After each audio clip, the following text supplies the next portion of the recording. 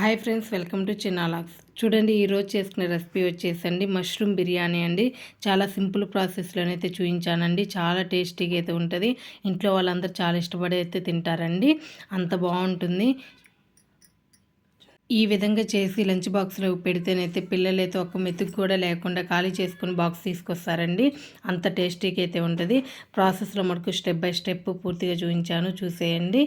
చూడండి, బాస్మతి రైస్తోనైతే మష్రూమ్ బిర్యానీ అయితే చూపిస్తున్నానండి. నేను ఇది ఈ కప్పుతో 2 కప్పులు అయితే బాస్మతి రైస్ని అయితే తీసుకున్నానండి.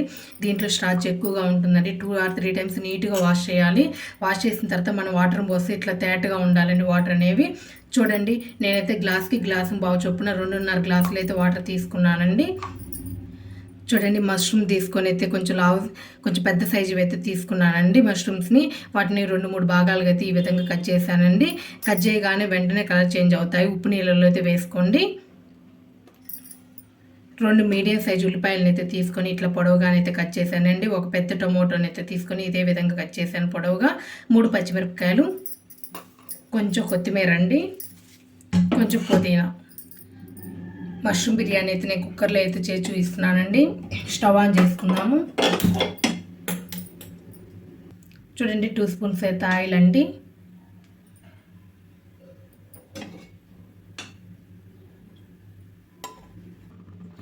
చూడండి, నేను ఆయిల్ మాత్రమే వేసానండి. నెయ్యి లాస్ట్లో వేసుకుందాము. కొంచెం దాల్చిన చెక్క ముక్కండి, 2 యాలక్కాయలు, 3 లవంగాలు, 1 బిర్యానీ ఆకండి, స్టార్ పువ్వు, స్టార్ ఫ్లవర్ అండి. ఇవన్నీ అయితే మీ దగ్గర ఉన్నాయి, కొంచెం కొంచెంగా వేసుకోండి. చూడండి, ఉల్లిపాయ ముక్కలను వేసుకుందాము. 3 పచ్చిమిరపకాయలండి, గీర అయితే వేసుకోవాలి.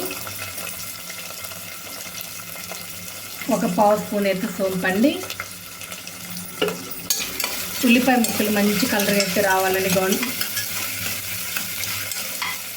చూడండి, ఉల్లిపాయ ఫాస్ట్గా వేగడానికి అయితే కొంచెం అయితే సాల్ట్ వేస్తున్నానండి. ఉల్లిపాయ అనేది లైట్గా గోల్డెన్ బ్రౌన్ కలర్గా అయితే రావాలండి. అప్పటిదాకా వేయించుకోవాలి. చూడండి, మంచిగా వేగాయండి. ఈ విధంగా వేగితే సరిపోతుంది. ఇప్పుడు అల్లం వెల్లుల్లి పేస్ట్ అయితే వేసుకున్నానండి. అల్లం వెల్లుల్లి పేస్ట్ మాత్రం అప్పటికప్పుడు మిక్సీ పట్టుకొని అయితే వేసుకోండి, లేకపోతే దంచైనా వేసుకోవచ్చండి. ఒక స్పూన్ నిండుగానైతే వేస్తున్నాను. అప్పటికప్పుడు అల్లం వెల్లుల్లి పేస్ట్ ఇట్లా దంచి వేయడం వల్ల అయితేనండి మంచి టేస్ట్తో పాటు స్మెల్ కూడా సూపర్గా ఉంటుంది. చూడండి, అల్లం వెల్లుల్లి పేస్ట్ కూడా పచ్చివాసన పోయిందండి. కొంచెం పుదీనా, చూడండి కొంచెం కొత్తిమీర, ఇవి కూడా 1 నిమిషం పాటు అయితే వేయించుకోవాలండి ఆయిల్లో. చూడండి, దీంట్లోనే ఒక చిటికెడైతే పసుపు అండి. పసుపు ఎక్కువ వేసుకోవద్దు. 1 పావు స్పూన్ కారం అండి. ఇది 1 సెకండ్ పాటు ఇట్లా వేయించుకున్నాం. ఇదిగోండి టమోటా ముక్కలు, ఒక పెద్ద సైజు టమోటో అనేది ఈ విధంగా కట్ చేశాను. టమోటో బాగా మెత్తగా సాఫ్ట్గా అయిన దాకైతే ఉడికించుకోవాలండి. చూడండి, టమోటో ముక్కలు కూడా చాలా సాఫ్ట్గా మొత్తం బాగా ఉడికిపోయాయండి. ఇప్పుడైతే బిర్యానీ మసాలా పౌడర్ అయితే వేసుకున్నాము. 2 స్పూన్స్ అండి, టీ స్పూన్స్. చూడండి, 2 టీ స్పూన్స్ అయితే బిర్యానీ మసాలా పౌడరు. చూడండి, 1 టేబుల్ స్పూన్ అయితేనేమో గరం మసాలా అండి. చూడండి, అన్నీ బాగా కలుపుకుందాము.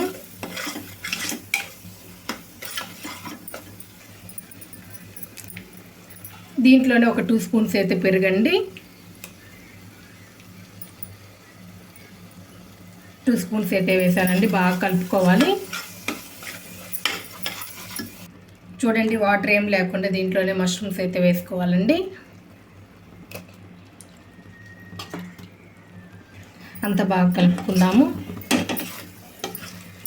మష్రూమ్ అనేది విరిగిపోకుండా నిదానంగా కలుపుకోండి. చూడండి, మష్రూమ్ని అయితే బాగా కలుపుకున్నాము. లైట్గా వాటర్ వస్తాయండి మష్రూమ్లో నుంచి. విజిల్ ఏం పెట్టకుండా ఊరికల మూత అయితే పెట్టేసుకోండి. ఒకసారి అయితే మూత తీసి అయితే చూద్దామండి. చూడండి, ఆయిల్ పైకి వెళ్తే ఎట్లా కింద మాడకుండా ఇట్లా మధ్య మధ్యలో కలుపుకుంటానైతే చూడండి ఎట్లా గ్రేవీగా ఉంది. ఇప్పుడైతే వాటర్ పోసుకుందామండి. చూడండి, రైస్ ఏమి రాకుండా ఫస్ట్ వాటర్ మాత్రమే పోసుకోవాలి. చూడండి వాటర్ మాత్రం పోసుకున్నామండి. ఇప్పుడైతే టేస్ట్కి సరిపడా ఉప్పు అయితే వేసుకోవాలి. ఒకసారి మంచిగా మొత్తం కలుపుకోవాలండి. వాటర్ అయితే బాగా తెరలాలండి. ఉప్పు కారాన్ని పులుపుని ఒకసారి అడ్జస్ట్ చేసుకోవాలి. చూడండి వాటర్ అయితే బాగా తెరులుతున్నాయండి. ఇప్పుడు కొంచెం చిన్న నిమ్మకాయ రసాన్ని అయితే పిండుకుందాము. ఒక చిన్న బత్తని అయితే తీసుకున్నాను. కొంచెం వాటర్లోనే ఒక పావు స్పూన్ అయితే నెయ్యి అయితే వేసుకుందామండి. ఇప్పుడు రైస్ మొత్తాన్ని అయితే వేసుకుందాము.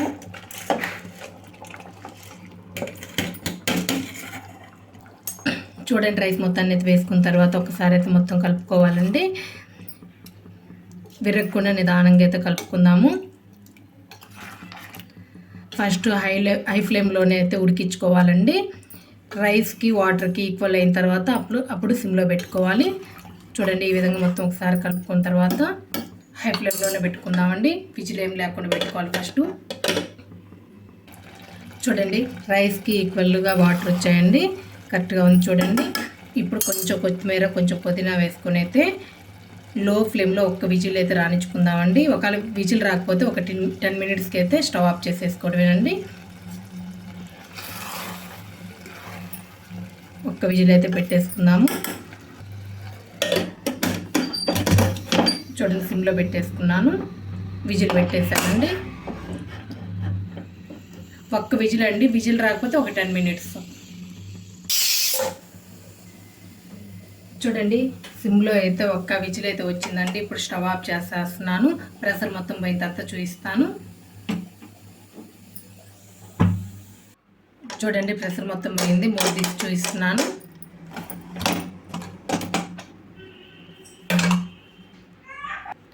చూడండి రైస్ చూడండి ఈ విధంగా నెక్కి పొడుచుకోవాలండి. పైన కొంచెం అయితే నెయ్యి వేసుకుందామండి వేడి మీద.